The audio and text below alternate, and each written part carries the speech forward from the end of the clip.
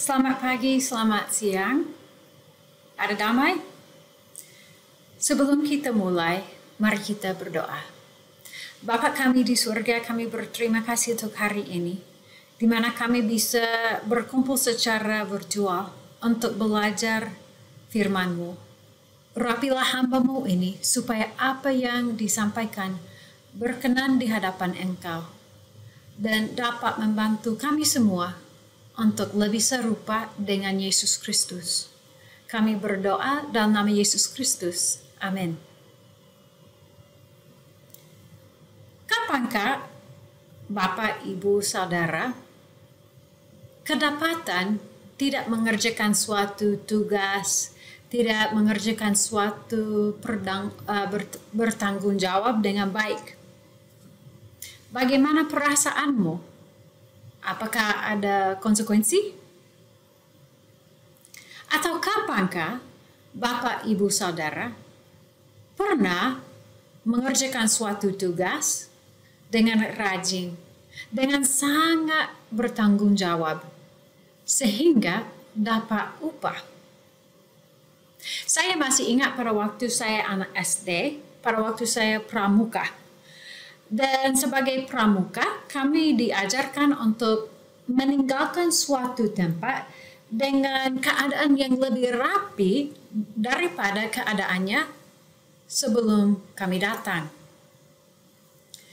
Jadi ada satu kali ketika saya ikut suatu kamp pramuka, dan pasti dalam minggu itu atau akhir pekan itu, setiap pramuka punya tugas dan tanggung jawab masing-masing. Cukup sibuk, tapi cukup menyenangkan. Ketika kamp itu selesai, saya masih lihat apa yang belum dikerjakan, apa yang belum rapi, apa yang perlu diangkat, dibuang, dan sebagainya. Tapi saya tidak memerhatikan bahwa ada orang-orang yang memerhatikan saya. Setelah saya selesai dan mau pulang, ada seorang ibu yang datang kepada saya dan kasih saya sesuatu.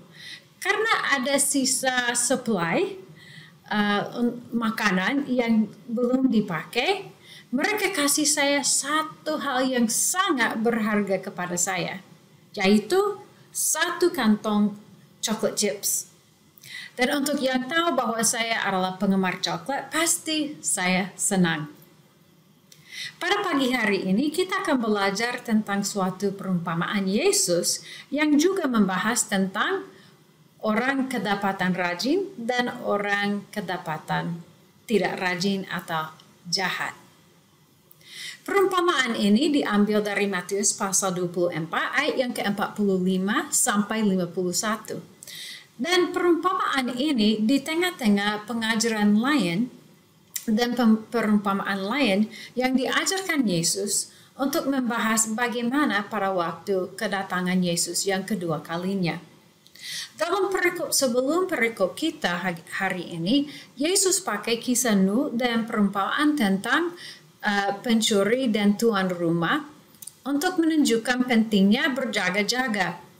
Mari kita lihat bersama-sama bagaimana Yesus melanjutkan pengajarannya dalam teks kita. Siapakah hamba yang setia dan bijaksana, yang diangkat oleh tuannya atas orang-orangnya untuk memberikan mereka makanan pada waktunya? Berbahagialah hamba yang didapati tuannya melakukan tugasnya itu ketika tuannya itu datang. Aku berkata kepadamu, sesungguhnya tuannya itu akan mengangkat dia menjadi pengawas segala miliknya. Akan tetapi, apabila hamba itu jahat dan berkata di dalam hatinya, tuanku tidak datang-datang, lalu ia mulai memukul hamba-hamba lain dan makan minum bersama-sama pemabuk, maka tuan hamba itu akan datang pada hari yang tidak disangkakannya dan pada saat yang tidak diketahuinya, dan akan membunuh dia dan membuat dia senasib dengan orang-orang munafik. Di sanalah akan terdapat ratapan dan kertakan gigi. Dalam teks ini, kita melihat suatu pertandingan antara dua jenis hamba dan bagaimana Allah berespon kepada mereka. Kita akan melihat pertandingan itu atau perbandingan antara dua hamba itu. Perbandingan yang pertama adalah perbandingan penggunaan waktu terhadap waktu yang penting. Kata atau frase yang berkaitan dengan waktu dipakai beberapa kali dalam perumpamaan ini. Memberikan mereka makanan pada waktunya, itu ayat yang ke-45. Ketika tuannya itu datang, itu ayat yang ke-46. Tuanku tidak datang-datang, ayat yang ke-49. Maka tuan hamba itu akan datang pada hari yang tidak disangkakannya dan pada saat yang tidak diketahuinya. Itu ayat yang ke-50. Hamba yang setia dan bijaksana, dia adalah hamba yang sabar. Tapi hamba yang jahat tidak sabar. Hamba yang setia dan bijaksana terus-menerus melakukan tanggung jawabnya. Tapi kalau hamba yang jahat mencari celah dengan beralasan. Yang terus-menerus melakukan tanggung jawabnya, Tuhan lama-lama tidak datang, tapi dia tetap tetap melakukan tugasnya. Tapi yang hamba yang jahat bilang kepada diri sendiri, Tuanku tidak datang-datang. Jadi dia beralasan untuk tidak melakukan tanggung jawabnya. Hamba yang setia dan bijaksana memelihara. Dia memberi makanan kepada orang-orang dalam rumah Tuhan dia pada waktunya. Tapi di sisi lain atau sebaliknya, hamba yang jahat itu dia memukul dan dia mengabaikan orang-orang dalam rumah tuannya dengan pergi bersama-sama dengan pemabuk, minum makan dengan mereka. Jadi bisa disimpulkan bahwa hamba yang setia dan bijaksana itu hatinya terfokus kepada tujuannya, kepada tanggung jawabnya yang diberikan oleh tuannya. Tapi hamba yang jahat itu hatinya tertarik dari tujuannya, dari tanggung jawabannya, dan dia ikut pergaulan bebas. Bisa dikatakan bahwa macam hamba yang kedua atau tipe hamba yang kedua itu yang jahat hanya hamba dalam namanya saja. Bukan hamba yang sebenarnya, perbuatannya tidak sesuai dengan identitasnya. Itu kenapa tujuan akhir dia sama dengan orang munafik. Karena sebenarnya dia adalah orang munafik. Ada perbandingan seperti ini di Yakobus pasal 3 ayat yang ke-13 sampai 18 yang dibacakan tadi dalam pembacaan Alkitab yang kedua kita. Tapi mari kita membaca itu sekali lagi. Saya akan membacakannya untuk kita semua. Yakobus pasal 3 ayat yang ke-13 sampai 18. Siapakah di antara kamu yang bijak dan berbudi? Baiklah ia dengan cara hidup yang baik menyatakan perbuatannya oleh hikmat yang lahir dari kelemah lembutan. Jika kamu menaruh perasaan iri hati dan kamu mementingkan diri sendiri, janganlah kamu memegahkan diri dan janganlah berdusta melawan kebenaran. Itu bukanlah hikmat yang datang dari atas, tetapi dari dunia, dari nafsu manusia, dari setan-setan. Sebab di mana ada iri hati dan mementingkan diri sendiri, di situ ada kekacauan dan segala macam perbuatan jahat. Tetapi hikmat yang dari atas adalah pertama, murni. Selanjutnya pendamai, peramah, penurut, penuh belas kasihan, dan buah-buah yang baik. Tidak memihak dan tidak munafik. Dan buah yang terdiri dari kebenaran ditaburkan dalam damai untuk mereka yang mengadakan damai. Jadi kalau kita perhatikan perbandingan di antara hamba yang setia dan bijaksana dan yang jahat dalam perumpamaan ini, yang dikatakan Yakobus itu bisa dilihat dalam cerita ini. Nah, bagaimana respons Tuhan terhadap dua hamba ini? Sebelum kita melihat respons Tuhan terhadap dua hamba ini, ada satu hal yang dapat kita perhatikan dari perumpamaan ini, yaitu bahwa Tuhan peduli akan umat manusia. Kita melihat itu dalam ayat yang ke-45, di mana Tuhan kasih tanggung jawab kepada hambanya untuk memberi makanan kepada orang-orang dalam rumahnya pada waktunya. Dari Tuhan rumah menentukan wakil untuk mengurus orang-orang dalam rumahnya. Tuhan peduli dan dia tidak membiarkan umatnya, yaitu orang-orang dalam rumahnya. Orang-orang itu yang memiliki beberapa tanggung jawab termasuk memberitakan tentang Yesus.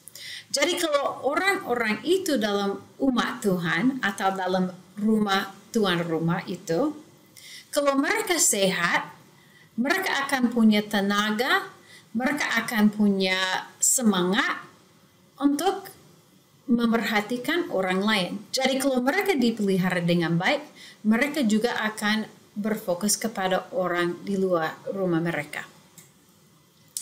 Dan kalau mereka dipelihara, diperhatikan, digembalakan dengan baik, pasti itu berdampak kepada orang lain yang belum percaya, seperti yang kita baru lihat. Jadi lewat kesaksian hamba itu yang bertanggung jawab. Jadi kalau orang di luar lihat, hamba itu sangat setia, tuannya tidak datang, belum datang kembali, tapi itu tetap setia. Jadi lewat perbuatan hamba itu, orang lain akan tertarik kepada tuannya. Tapi juga lewat bagaimana caranya dia pakai untuk memelihara orang-orang dalam rumahnya. Jadi mereka yang dipelihara dengan baik bisa berfokus kepada orang lain. Nah, bagaimana Tuhan berespon kepada dua hamba itu? Tuhan yang berikan tanggung jawab dan Tuhan itu juga akan minta penjelasan. Itu yang kita bisa melihat dalam ayat yang ke-45 dan 46.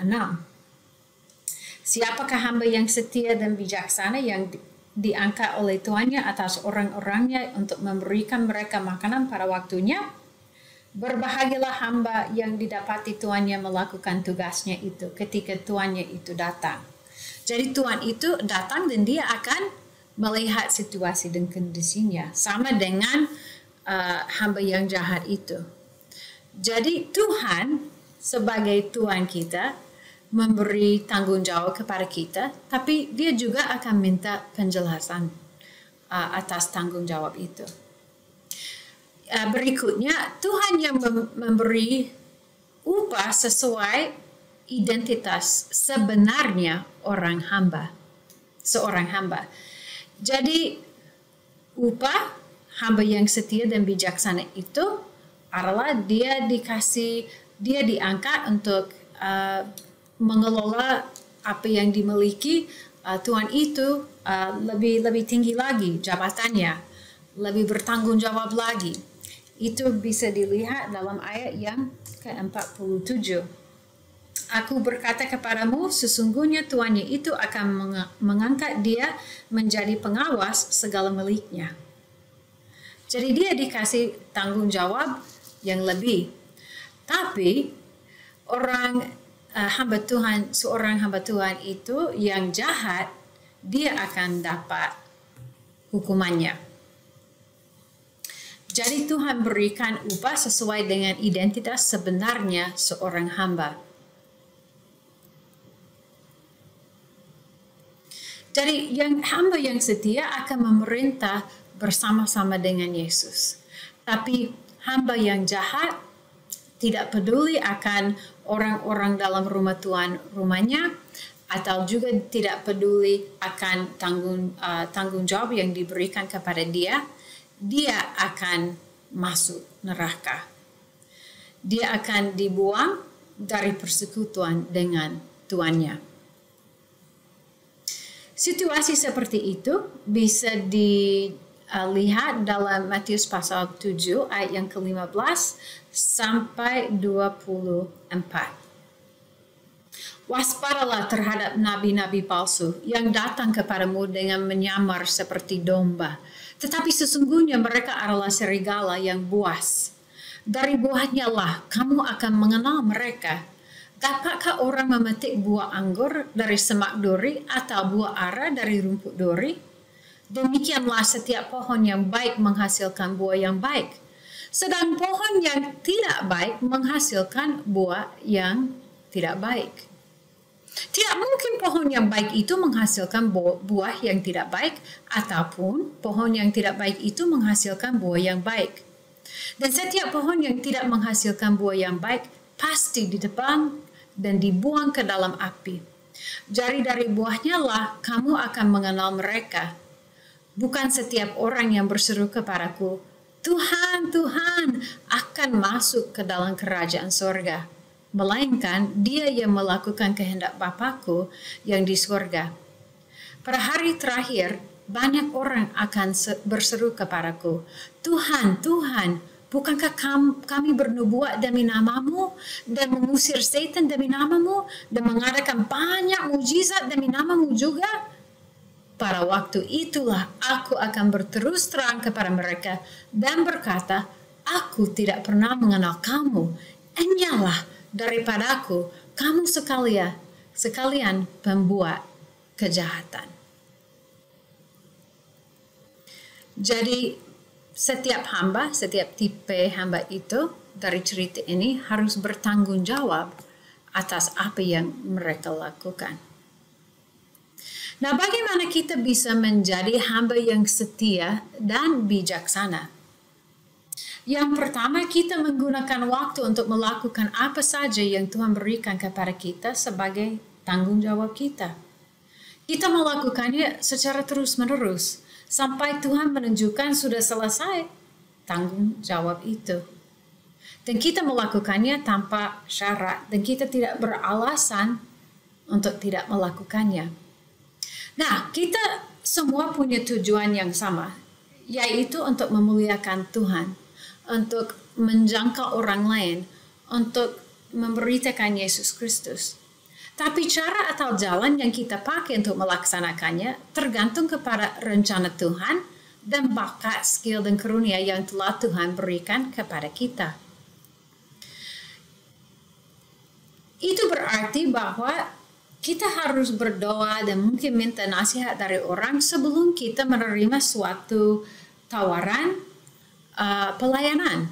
Apakah itu secara full time atau menetap, atau mungkin itu hanya undangan untuk berbicara, untuk melayani di suatu gereja satu hari minggu. Belum tentu bahwa penawaran itu adalah kehendak Tuhan. Tidak setiap undangan yang datang harus diterima.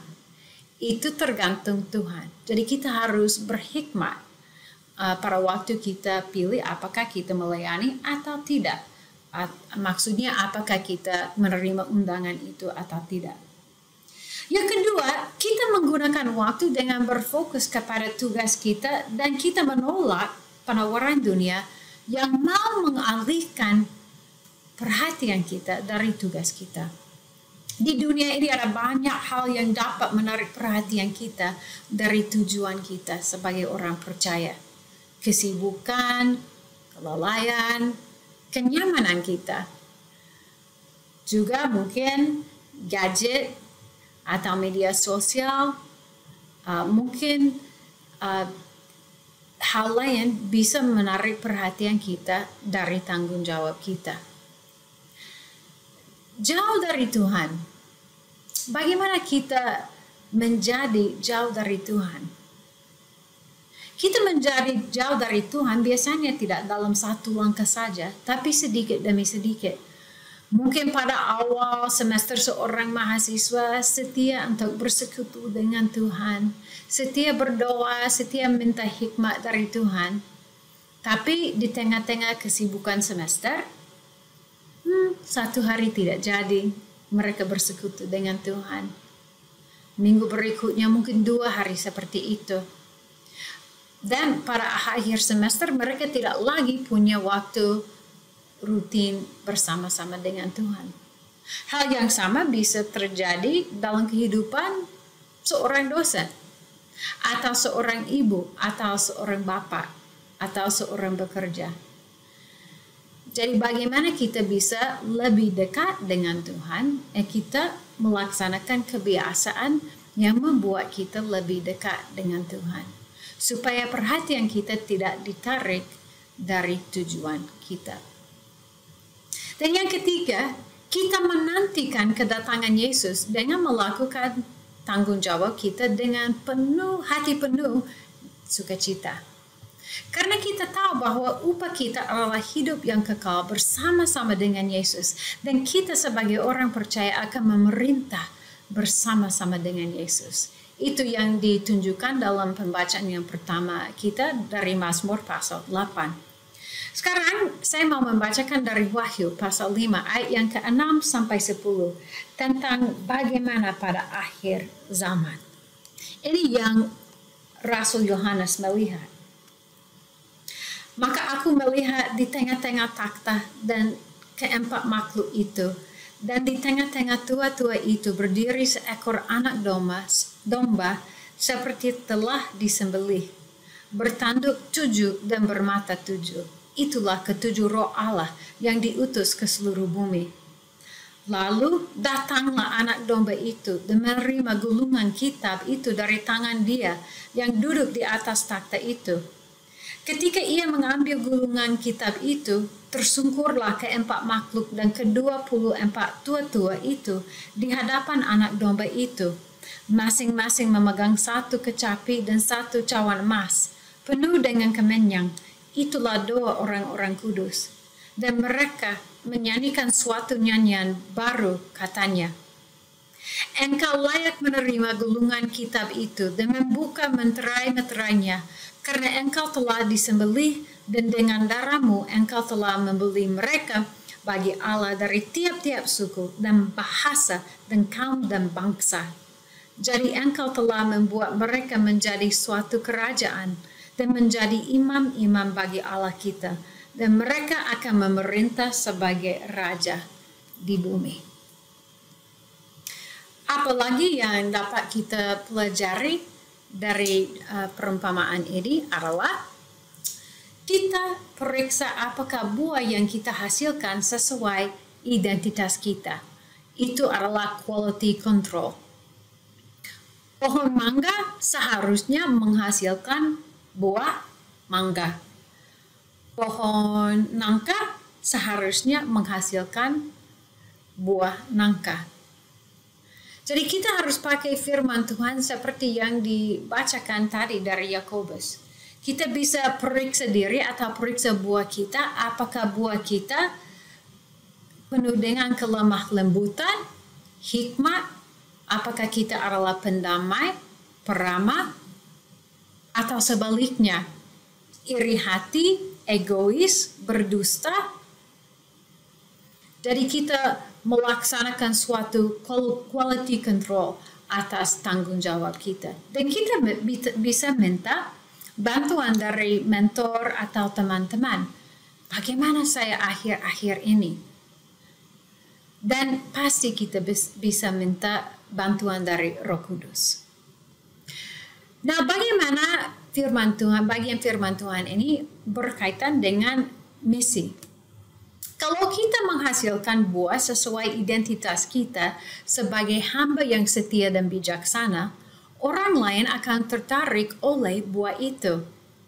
Tujuan kita untuk bermisi, untuk memberitakan kasih Yesus Kristus kepada orang lain adalah supaya Tuhan dimuliakan dan sebanyak mungkin orang dapat memuji dia secara sukarela dan penuh sukacita di hadapan takhta-Nya.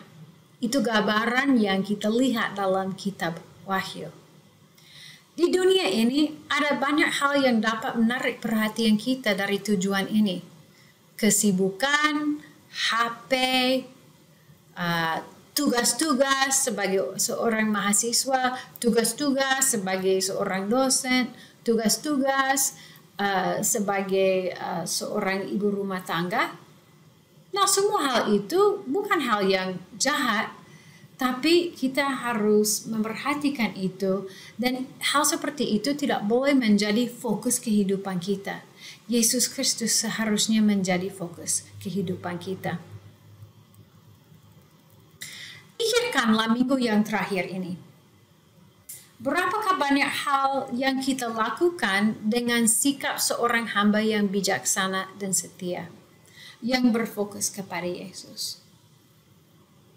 Berapakah banyak hal yang kita lakukan dengan sikap seorang hamba yang tidak setia dan bijaksana, yang berfokus kepada diri sendiri, yang egois, yang pendendam, dan seterusnya?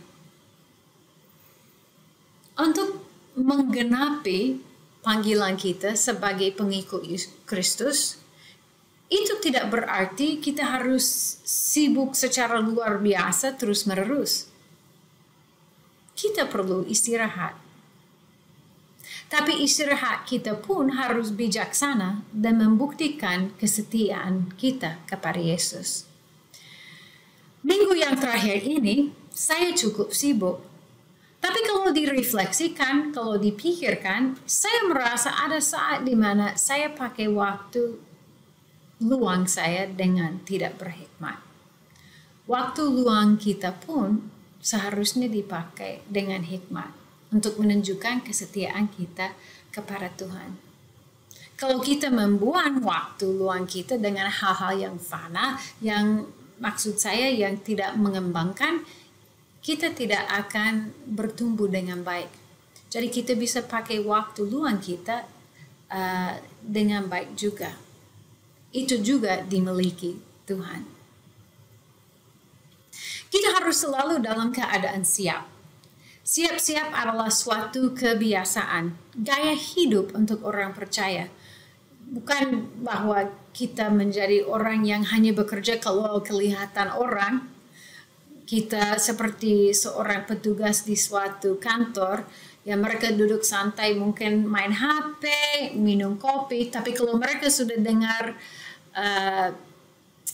sepatu bos mereka di lantai, tik, tik, tik, tik, tik, mereka seperti sibuk secara luar biasa mengerjakan tugas mereka, tanggung jawab mereka.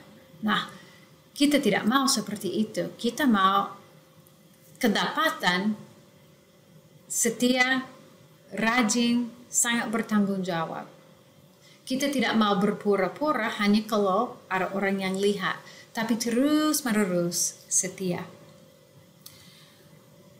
Rumah tangga rohani atau jemaat yang sehat ada suatu jemaat yang di posisi kuat. Fokus mereka kepada orang lain. Fokus mereka tidak dialihkan ke hal-hal yang fana atau jahat. Fokus mereka bukan kepada diri sendiri saja. Jangan sampai kita rela untuk bernyanyi mau setia sampai akhir, tapi perbuatan membicarakan atau menyanyikan hal lain. Contoh terbaik melayani secara setia dan bijaksana adalah Yesus Kristus yang taat sampai mati. Ada banyak contoh lain sepanjang masa sejarah gereja. Tapi sekarang saya mau menceritakan salah satunya saja, yaitu William Booth. William Booth punya beban untuk orang miskin di kota London, di Inggris.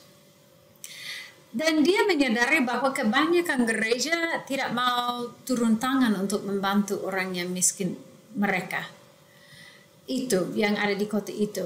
Ada pemabuk, ada kecanduan narkoba, ada pelacur, dan orang miskin.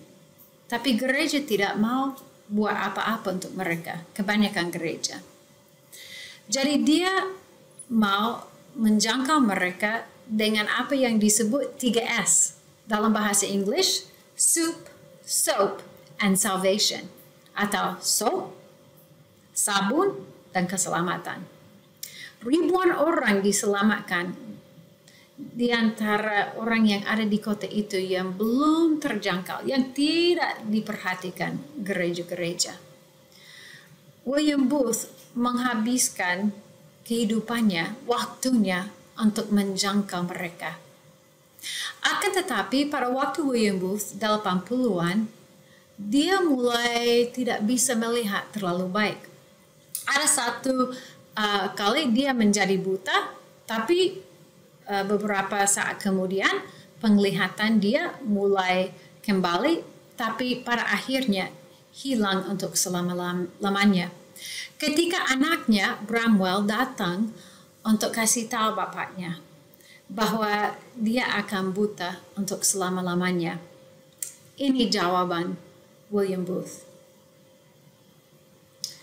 Allah pasti tahu apa yang terbaik untuk saya. Saya sudah melakukan apa yang saya bisa lakukan untuk Tuhan dan orang lain dengan pemakaian mata saya. Tapi sekarang, saya akan melakukan apa saja untuk Tuhan dan orang lain tanpa bisa melihat.